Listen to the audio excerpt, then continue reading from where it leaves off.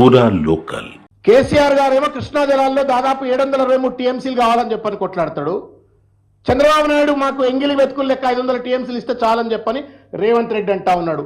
ఎవరు గొప్పవాళ్ళో ప్రజలే నిర్ణేతలుగా ఉండాలని చెప్పని కోరుతా ఉన్నాను. కేసీఆర్ గారు దాదాపు 3000 టీఎంసీలు గోదావరిలో రావాలని చెప్పని కోరుకుంటున్నాడు. ఎంగిలి మెతుకులు లెక్క నరేంద్ర మోడీ గారు చంద్రబాబు నాయుడు గారు 1000 టీఎంసీలు ఇస్తే చాలు అని చెప్పని రేవంత్ రెడ్డి అంటా ఉన్నారు. ఎవరు గొప్పవాళ్ళు, ఎవరు తెలంగాణ ప్రజల పట్ల చిత్తశుద్ధి ఉన్న వాళ్ళో తెలంగాణ ప్రజలు ఒక్కసారి ఆలోచించాలని చెప్పని నేను కోరుతా ఉన్నాను.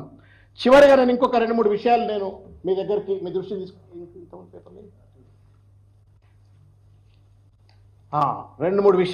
తీసుకొచ్చే ప్రయత్నం చేస్తున్నా.